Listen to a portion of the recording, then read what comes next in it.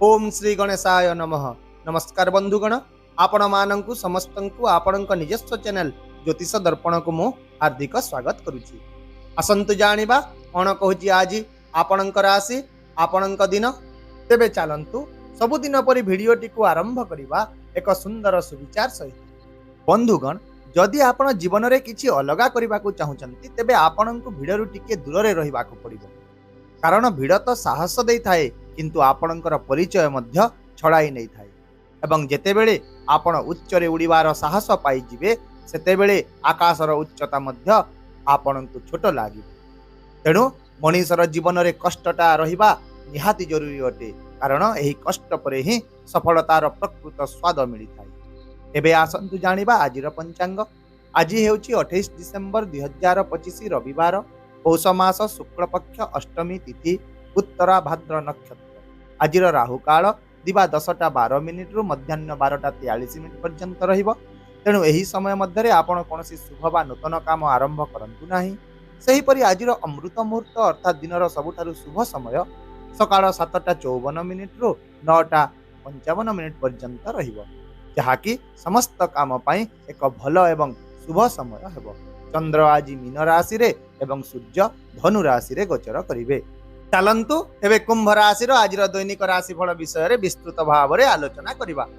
आज आपण निजर कार्य गुड़िक समाप्त करिबारे किछि प्रारंभिक असुविधार सम्मुखीन होई पारंती, कारण संबल पर्याप्त होई न पारे किंबा परिस्थिति गुड़िक इच्छा अनुଯାयी मध्य होई न पारे। तथापि भयभीत हेबार कोनोसी आवश्यकता ही नाही।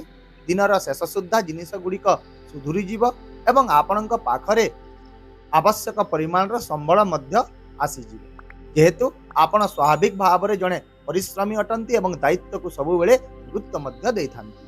या छड़ा आज दिनटी आपण को सिखाइबो जे किछि पुराना अध्याय को बंद करी आगकू बढ़िबा ही निहाती गुरुत्वपूर्ण अटे।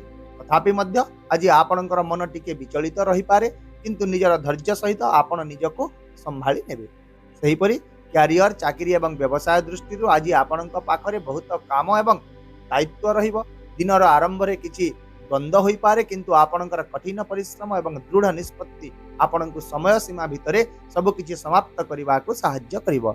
एहा व्यतीत आज आपणक मन रे क्यारियर परिवर्तन विषय रे मध्य किछिटा विचार आसी पारे। विशेष करी चाकरी करुवा लोक माने जेउ माने कि समानकर वर्तमान भूमिका रे टिके असंतुष्ट अनुभव करूछंती।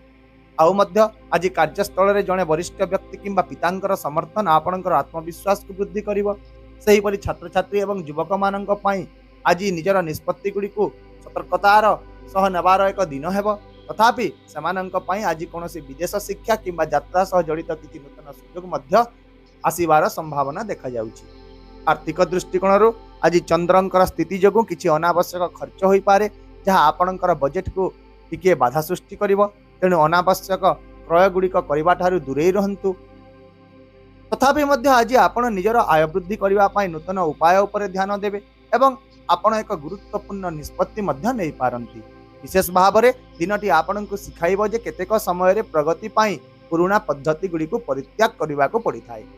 तेणु जदि आपण आज भविष्य को मन रे रखी निष्पत्ति गुड़िक नेबे तेबे से गुड़िक दीर्घकालीन भाव में आपण को आर्थिक लाभ प्रदान करिवो। स्वास्थ्य दृष्टिकोण जदि देखिबा आज आपण निजकु टिके दुर्बल क्लांत किंबा भारी अनुभव करि पारंती।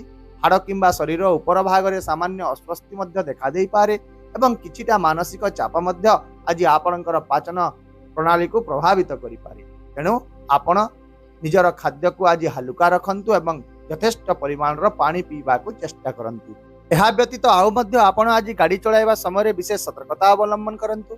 एहा सहित आज जेकोसी विपदपूर्ण कार्यकलाप को एड़ांतु एवं विशेष भाव में आपणकर मन को शांत रखिबा को चेष्टा करंतु। सेही परि पारिवारिक जीवन रे आज घरर परिवेश सामग्रिक भाव में शांत रहिबो, किंतु आपण निज भितरे टिके इमोशनाली दूरता अनुभव करि पारंती। एहा सहित आज आपणकु निज पितांक ठारू पूर्ण समर्थन मिलिबो एवं आपण कोनोसी जने परिचित व्यक्तिंक ठारू मध्य कोनोसी एक सरप्राइज पाई पारंती। यदि आपण एक प्रेम संपर्क रे अछंती तेबे आज आपणक प्रेम जीवन रे टिके भावप्रवण उत्थान पतन देखा देई पारे एवं आपण निज संपर्क रे थिबा सत्वे मध्य आज टिके निजको एकाकी अनुभव करि पारंती। तेणु आज आपण निजर आत्मनिरीक्षण करंतु एवं साथी सहित ଖୋଲାଖୋଲି ଆଲୋଚନା କରନ୍ତି। କିନ୍ତୁ ଯେଉଁମାନେ ଆଜି ନୂତନ ଭାବରେ ପ୍ରେମ ସମ୍ପର୍କ ଆରମ୍ଭ କରିବାକୁ ଭାବୁଛନ୍ତି ସେମାନଙ୍କ ପାଇଁ ଦିନଟି ବେଶ ଭଲ ରହିବ ଏବଂ ନିକଟତରତା ମଧ୍ୟ ବୃଦ୍ଧି ପାଇବ। ସେହିପରି ଯଦି ଆପଣ ବିବାହିତ ଅଟନ୍ତି ତେବେ ଦାମ୍ପତ୍ୟ ଜୀବନରେ ଆଜି ଜୀବନସାଥୀଙ୍କ ସହିତ ସମନ୍ୱୟ ବଜାୟ ରହିବ। ଆପଣଙ୍କର ଜୀବନସାଥୀ ଆପଣଙ୍କ ନୀରବତାକୁ ବୁଝିବାକୁ ଚେଷ୍ଟା କରିବେ ଏବଂ ଯଦି ଆପଣ ଦୁହିଁଙ୍କ ଭିତରେ ପୂର୍ବରୁ କୌଣସି ବିଷୟକୁ ନେଇ କିଛି ବି ଭୁଲ ବୁଝାମଣା ରହିଛି ତେବେ ସେଗୁଡ଼ିକୁ ଆଜି ଆପଣ ଦିହେଁ ଶାନ୍ତ ଭାବରେ ନିଜ ଭିତରେ ସେୟାର କରିବେ, ଯାହାଫଳରେ ନିଶ୍ଚିତ ଭାବରେ ସମ୍ପର୍କରେ ନିବିଡ଼ତା ଆଜି ବୃଦ୍ଧି ପାଇବ। ଏବେ ଆସନ୍ତୁ ଆଜିର କିଛି ସତର୍କତା ବିଷୟରେ ଜାଣିନେବା। ତେବେ ଆଜି ଆପଣ କ୍ରୋଧ ଏବଂ ଜିଦ୍ ଠାରୁ ଦୂରେଇ ରୁହନ୍ତୁ। କ୍ରୋଧର ବଶବର୍ତ୍ତୀ ହୋଇ କୌଣସି ନିଷ୍ପତ୍ତି ନିଅନ୍ତୁ ନାହିଁ, ନଚେତ୍ ଏହା କ୍ଷତି ଏବଂ ଅପମାନ ଉଭୟର କାରଣ ହେବ।